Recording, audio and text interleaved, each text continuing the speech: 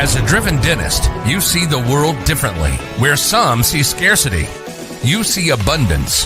When others want to give up, you keep going. You're building an amazing life of significance. That means you can't rely on ordinary advice from ordinary advisors to get to your goals. You want advice that's going to help maximize your net worth so you can take even better care of the people you love, the causes you care about, and make your dent in the universe. But the fact is, this advice remains hidden because relatively few professionals are well versed in them, and the extremely affluent don't care to let you know about them. Join us as we pull back the curtain to reveal the often hidden advice and strategies used by today's most successful individuals and families. Welcome to Dental Wealth Nation. Here's your host, Tim McNeely. Hey, welcome everyone. And I don't know about you, but sometimes my life doesn't quite feel efficient. I've got stuff going on in my personal life and managing calendars and schedules and wife and poodles and all the activities in life. And sometimes it just doesn't feel like everything comes together in the way that I want. And you may find yourself that way too. And not just in your personal life, but in your dental practice too. And the truth is, efficiency matters. How well you do things, how well you bill, how well you do the systems and scaling. All of that matters to your bottom line and to your eventual exit strategy. And that's why I'm so excited to have Gabe Hofmann here today. Gabe is the dental efficiency guy, and it's going to be absolutely amazing. You're going to walk away with a new sense and a new understanding of really how to gain some efficiencies in your practice. Gabe, welcome to the show. Hey, thank you, Tim. I'm excited to be here. I was really looking forward to talking to you tonight. Oh, this is going to be great. And it's so important. Like, efficiency really matters. And so, talk to me a little bit, right? Just the general theme, right? We're talking about leveling up today. And so what inspired you to really start working with dental practices to help them level up their operations, and especially in the group space, right? Where did this inspiration for leveling up group practices come from? Sure. Thank you. That's a good question. So I spent the better part of 2 decades in the trenches, in large group practice, as well as I built a de novo group from the ground up. So I wore a lot of hats, every hat possible, when developing that group of 6 multi-specialty locations with an administrative center. But, in operations in a large group practice, there's a lot of trial and error. There's a lot of failures and a lot of wins. And so over the years, identifying the trends in the business, no matter the size of the group, right? The complexity of certain problems is consistent. And so a heightened need or awareness that efficiency and streamlining processes, broken processes, to simplify workflows and make them more productive, really began to develop over the years. And the reason that I focus largely on emerging and middle tier groups, right, growing groups, is because with groups, so often as they acquire or they build offices or a combination strategy, they're having to bring people aboard frequently, right? Quick, as quickly as they can, get them trained up as quickly as they can. As a result, so many times, Tim, they end up getting fragmented in their operations.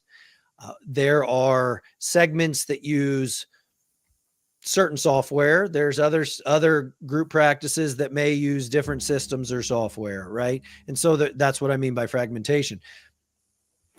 On a high level, it creates inefficiencies, right? Driving up cost, sometimes increasing time, or really affecting the quality of care that can be provided because of inefficiencies in workflows.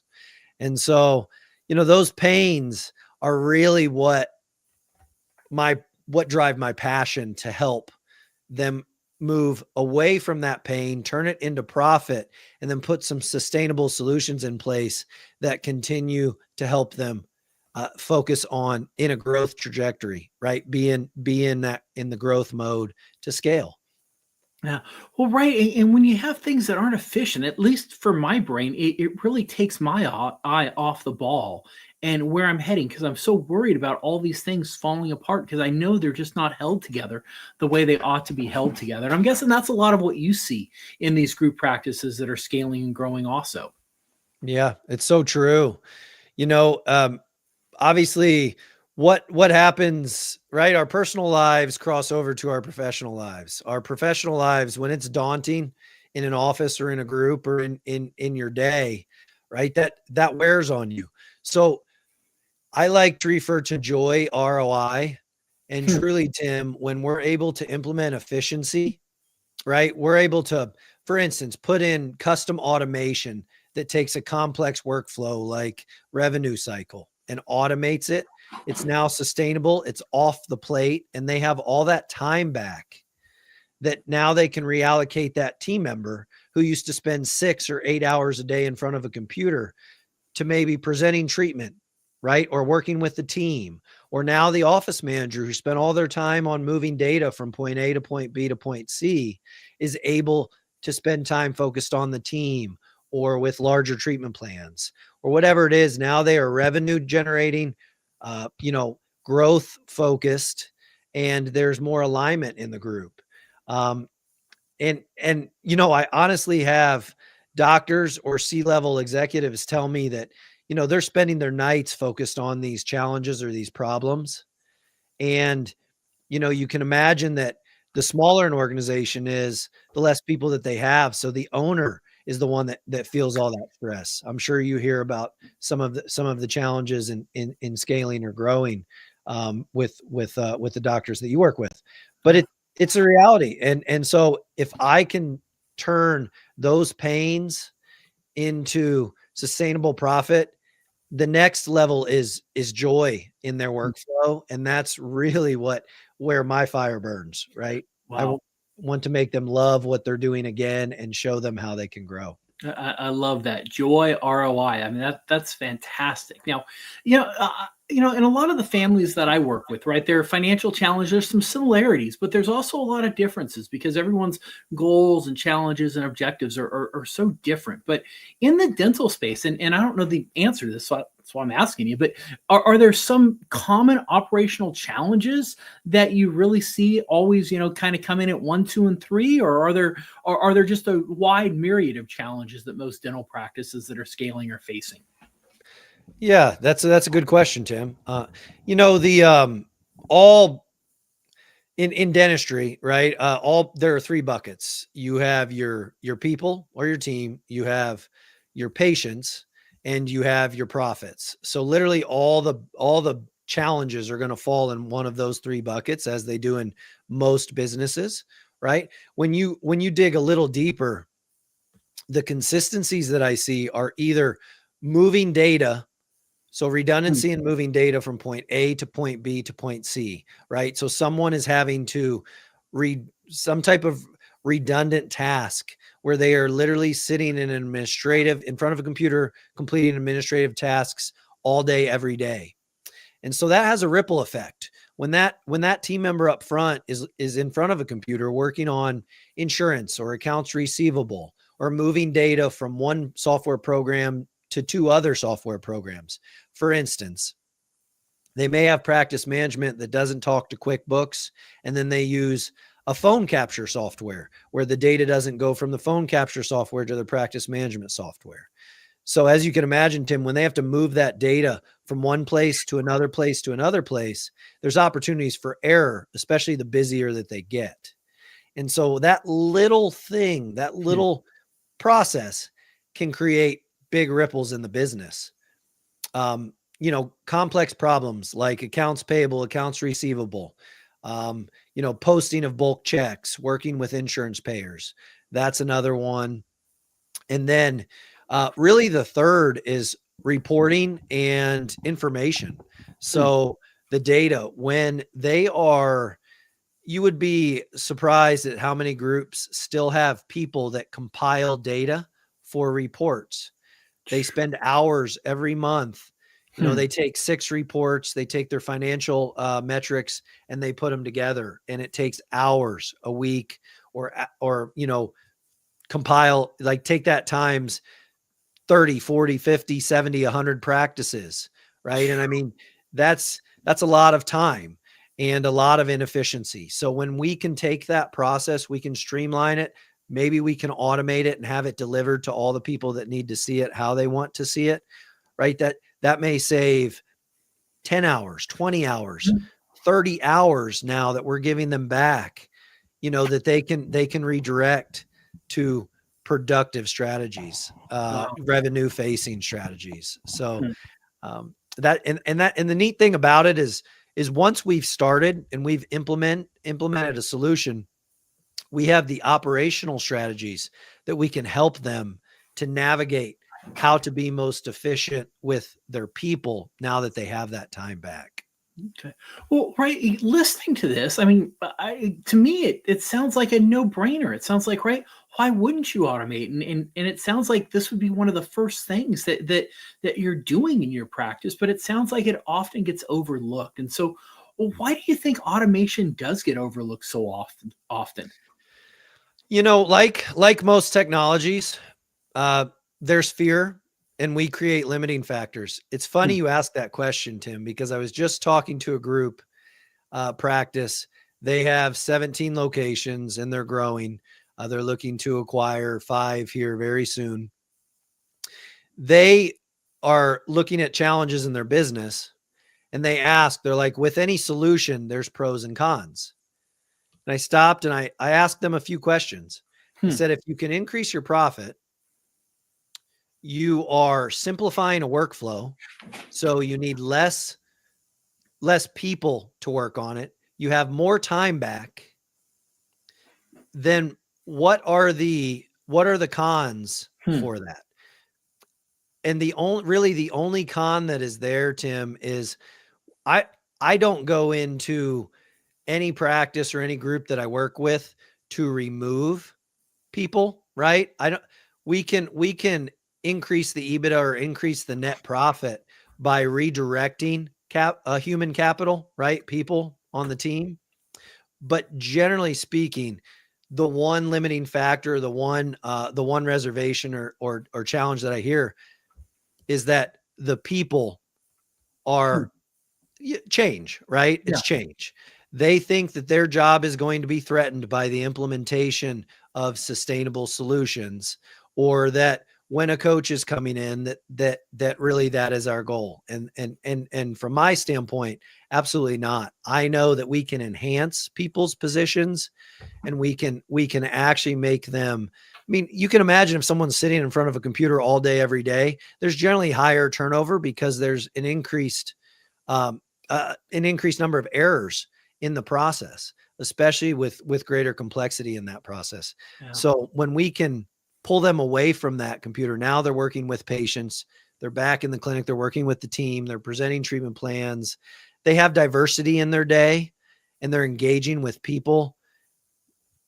The culture escalates, right? There's more joy on that team. So the joy ROI on a high level, it's not just one specific product. The ROI is from like the strategies that we implement, sustainable strategies that help you grow, right? They're going to bring joy back to your team that you probably once had before things got deep or things got challenging. Yeah. You know, the other aspect that I think is interferes with the implementations or with moving forward is when we get too comfortable in that pain or in that process, because again, we've been in the practice for all these years, 10 years, and it's always been that way. And so we need somebody else to come in to be able to identify or see or help them see where those inefficiencies lie. I'll tell you a real quick little story that will really help to give you an example of some of the things that happen when somebody's in business for a long time. I was talking to a customer, a client. This was about a month and a half ago, and she had, well, just guess how many software options. She's been in business for about 11 years. How many software options she had in her business? 12, 13? You would think, right? 47. 47 software options. They all did a different thing for the business, but that's what I refer to as band-aids and handcuffs. So there's a problem in front of you, and you subscribe to this platform or this software or this solution that only takes care of one thing. So you can imagine in those 47, there was a lot of cost, almost $75,000 a month in cost. Oh my gosh. And we were able to initially cut those by 2/3 and then take them down by about another 5. So get it down to about 10 from the 47, and have one or two streamlined, customized, automated, repetitive systems that take care of a lot of complexity. So what it also allows that group to do is now bring people, hire people and bring them aboard. And it's so much easier to train them on a streamlined process than train them on 120 things and expect them to be successful. Yeah. Wow. Yeah. I mean, I'd prefer to learn 10 systems instead of 47. Of course. Yeah. I mean, think about the time that it takes bouncing between all these and then having to train people that use these 23 or these 15 different software options. Right. And so there was also inefficiency because a number of those rarely ever get used. So that margin, by removing those or streamlining those, it goes straight to the bottom line right out of the gate, Well, and that's what I was going to ask you, was tie it back to the profitability of the practice, because when you save $1 on expenses, that usually does drop right to the bottom line, doesn't it? Yeah. I mean, a dollar to the bottom line can be $6 to $12 in EBITDA. If you're talking about a group practice, even on a single practice level, right? The more in savings, the more profit that you have, then you increase the revenue. And again, the less cost, the greater margin reaches the bottom line. Yeah. So in that case, we see sometimes, Tim, initially 5-figure profit increases, and sometimes like literally we'll see thousands of percents or 10,000% increases because there's that level of inefficiency. And so when we're able to, again, not just save cost, increase revenue, simplify a system, and then redirect, give them that time back to redirect on revenue or on treatment presentation or on team building, on growth, 6 months or a year down the road, they're seeing huge improvements in their net, in their EBITDA. Yeah. Well, and not only that, but I'm a certified exit planner.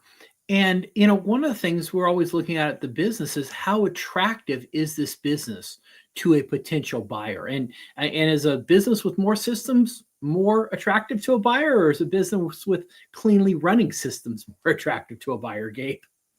Yeah. I mean, as efficiency is less time, better quality, and greater margin, right? So at the end of the day, it's a healthier business when you're implementing these and streamlining these systems. Yeah. And it's not just about systems. It's also about the people, because happy people are more productive people. So when you're able to streamline their jobs, right, simplify their workflows, they're happier. They like it more. So again, your productivity increases as well. Yeah. And so more productive, greater margin is obviously a winning recipe, right? Yeah. Well, and coming back to that idea of, there is some resistance in these practices sometimes, and it usually comes down to the people you were saying, just that idea of, hey, I may get replaced. And I remember one of my mentors, Ari Mazel, teaching me, if you can't be replaced, you can't be promoted. And that stuck with me, right? If you can't create a position where you can move up, you're going to be stuck doing the same thing. And so the more you can create those systems, it enables the organization to grow too, and people to end up, doing higher and better work other than moving data back and forth. And so, with this kind of optimization, how custom is this for the practice? Is it a lot of off-the-shelf solutions? Are you buying new things? Are you creating things? What does this process of really optimizing a practice look like? And how do you even start doing it? Yeah, that's a good question. So we have, I have both point of service solutions that are quick implementations for the smaller practice. When we're looking at group practices with a lot of intricacy, multiple facilities, sometimes centralized and decentralized operations, sometimes we're 20%, sometimes we're 30% custom. Typically, we work with, from an insurance payer standpoint, right? Over 200 insurances. We have 108 people that are constantly optimizing the software code. And now obviously it has AI integration. So it learns over time and gets smarter and gives us feedback. So we know where we need to optimize, but we do all that work so you don't have to. And with that said, we can get very custom, right? Custom on the, if that's what they need. The larger that an organization gets, typically the more unique aspects they have, because there's more people that need to receive things and more places they need to receive things. But Tim, I've been implementing, streamlined systems and automation, RPA, robotic process automation, for about 4 years now. And so most situations and just about every software option we have quite a bit of experience with. And so, when my team is providing project management, we can really help to show people or make suggestions to people based on experience in other groups, either other groups where they may be trying to grow to that level or other groups that are similar in size. Okay. So how much downtime, if any, does a practice really experience while they're going through this, right? Because if you're changing systems, if you're changing processes, that can be a little uncomfortable. And so is there a slowdown period you see? I mean, how do you kind of push through this transition? Yeah, that's a great question. So we have, I'll give you a little background on the transition. When we are implementing a solution, we aren't necessarily replacing, we are optimizing. Okay. So because let's take the revenue cycle. If we're insurance verification, if they outsource to a third party that only works 8 hours a day and they're in another country, it was a good solution at the time, but they've identified that they aren't getting all the information that they need that's less accurate. Just as that scenario, we can implement insurance verification, typically train the software over a period of about 30 to 40 days, and then it's going to run 24/7, 365. It's going to run overnight, so they are delivered and ready when you get in the morning. So no longer in a busy practice, I'm working with one right now. They see 70 patients per day. Some days 15, 20 new patients. You can imagine how much insurance verification they need. Every one of those patients plus all their eligibility. It's a daunting process. People are on the phone or in front of computers all day, every day. That's going to give them back 60, 70% of their time on one of those individuals and probably 30 or 40% on the other one. Wow. Amazing. Yeah. But it's really streamlined. They shouldn't have to, it shouldn't be, a very difficult, they're not changing software, right? They're still going to be using their practice management software. They are just changing simple aspects of their workflow. So instead of getting on the phone with that third party or getting an email, now they have a portal that they go to where maybe they're only working on 5% or 7% of their patients, as opposed to, previously spending hours a day working on it. Okay. No, that's amazing. What about even just in the cycle of payroll or onboarding employees or employee benefits? What do you see happening in that space? Yeah, that's great. I mean, obviously as in the group space, benefits are pretty consistent. Practices are starting as they grow, try to implement some benefits. I know we've talked about that in the past. It's obviously a key strategy for retention too. So I strongly suggest getting with Tim on a discussing a strategy to implement quite a number of benefits. But anyway, with that said, Tim, 100%, we are able to. So think about payroll, right? The bigger your organization gets, you have departmental payroll, you have provider payroll, you have your hourly employees, you have those that are paid maybe commissions or profit sharing, right? All the aspects of payroll that if you have people that are manually processing those, there's redundancy in that. So we can take that software option, we can pull the hours from the practice management software, and we can automatically input it into the payroll. Then we can kick that report to say a manager that all they do is they go through, it's already done, it's reviewed, and they click OK to submit it, right? So now all they're doing is making sure that everything is accurate and there was nothing that may have been missed, because obviously people don't want to have their payroll screwed up, right? That's never a good thing. But anyway, so that's more of a custom situation. We have payroll softwares that we've worked with. If it's a unique setting for payroll, for instance, or benefits administration, we can pull information from one place, put it into another, and deliver it however you need it delivered, right? Yeah. So that obviously is time savings, but it also reduces the errors. Excellent. So now I know before, and I should have mentioned this in the introduction, but we were talking a little bit about cheat codes for your practice, right? Getting maximum price, maximum value, maximum quality. What are some of those cheat codes, and how do we implement them in our practice? Sure. It's something that I like to, I'm always searching for what I refer to as cheat codes, right? And they're just, it's so hard to get. My favorite was up, down, left, right, A, B, I think. up, down, left, right, A, B, select, start. Yes, exactly. Right. So cheat codes, right? Who doesn't want I remember that one, man? That was that Contra? Yeah, it's like one of those Nintendo games. It's it was. You felt like you unlocked the world, and all of a sudden you had all these powers. It's like, so yeah, right. Like that taught me to look for cheat codes in life and business. And so I love that whole cheat code framework.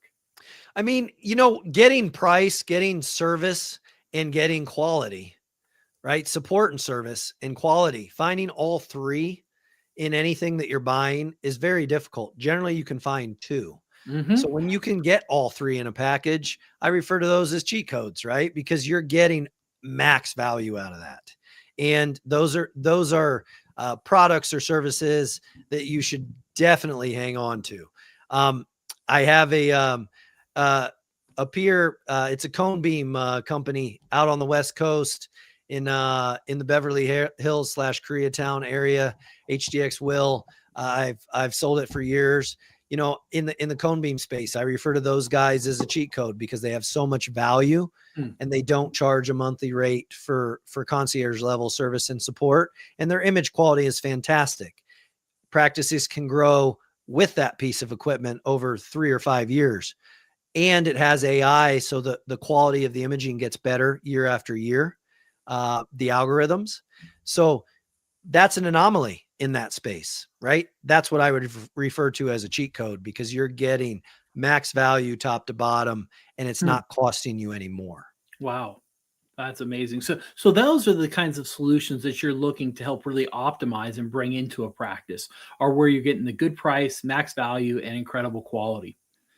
Right. I mean, that's right. That's efficiency. And I think that's why my circle, friends of ours, started referring to me as the dental efficiency guy, and it stuck. Yeah. And now from a coaching standpoint, it's amazing where things are going, because with groups growing so quickly, or guys that open one practice and they're racing to get to 3 or 5, right?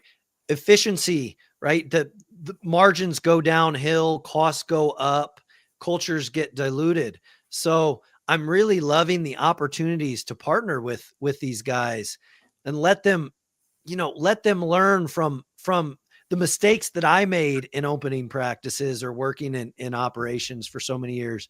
And then obviously, in my network or in my circle, if I can't do it or I don't have the answer, there's so many people that I know that provide, great on-site coaching and development of your team, right? Your clinical team or your hygienists, or, so if my team can't do it, then we can definitely provide you a vetted solution for great professionals that can help too. So I really enjoy that aspect of it as well. So how can doctors and groups get in touch with you? Sure. I'm on all the social channels as Gabriel Hofmann or the Dental Efficiency Guy, Facebook, Instagram, LinkedIn, or I can provide my contact information as well. Gabriel at the Dental Efficiency Guy is a way to get a hold of me via email, or we can actually, I can give you my mobile, and Tim, if we can get it up on the screen, that would be fantastic. It's 317-760-5764. Yeah.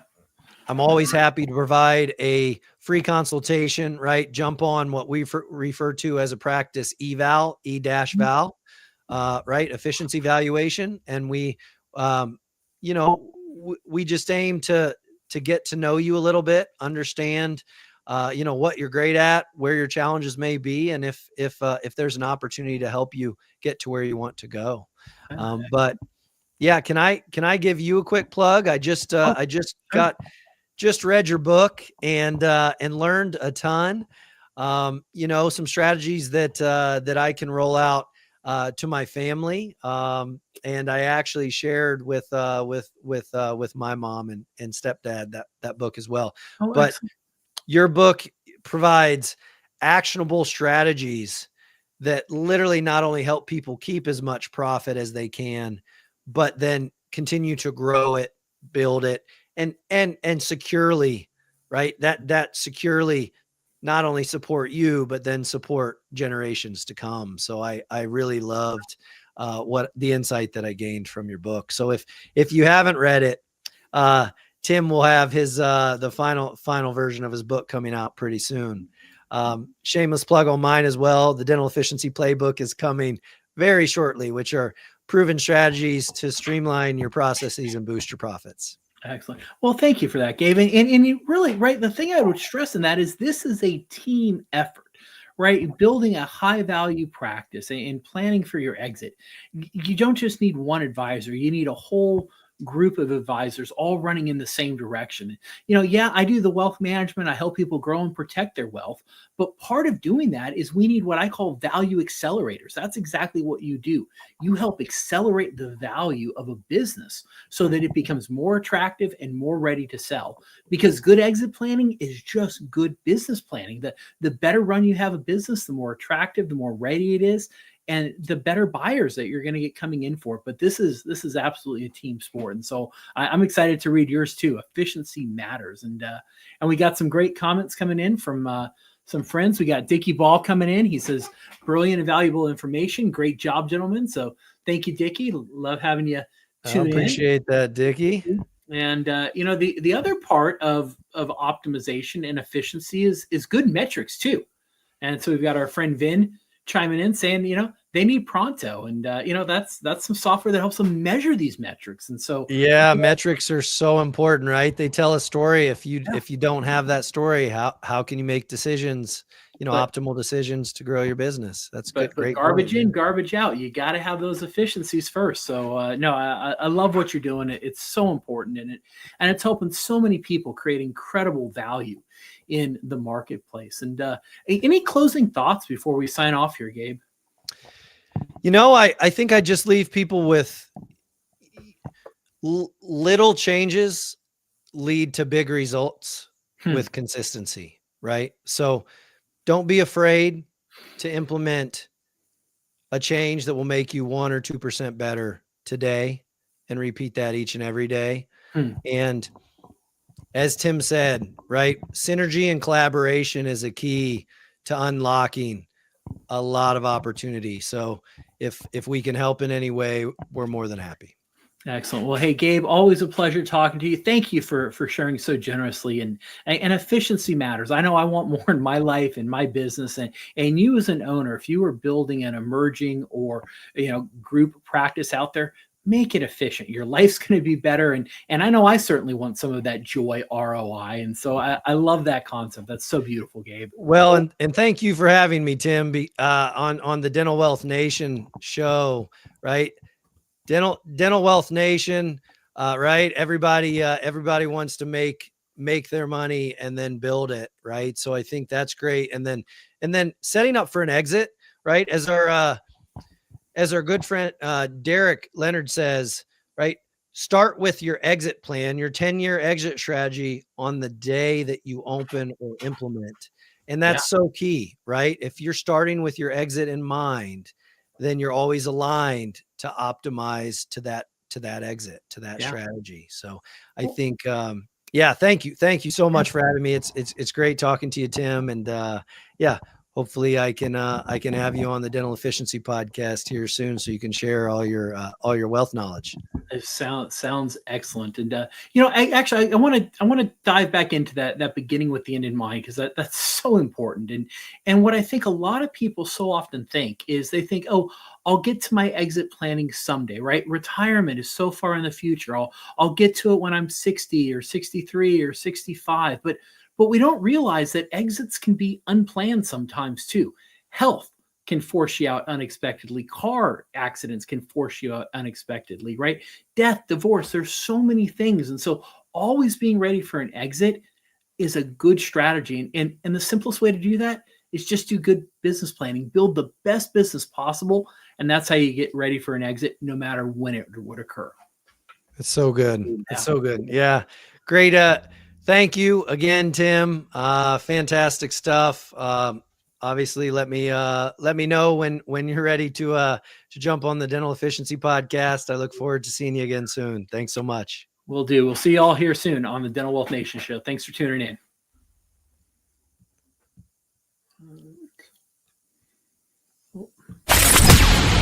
You've been listening to Dental Wealth Nation. We hope you've gotten some useful and practical information from the show. Join us next time as we pull back the curtain to reveal the often hidden advice and strategies used by today's most successful individuals and families, and help maximize your net worth so you can take even better care of the people you love. Till next time, make sure to hit the website at dentalwealthnation.com.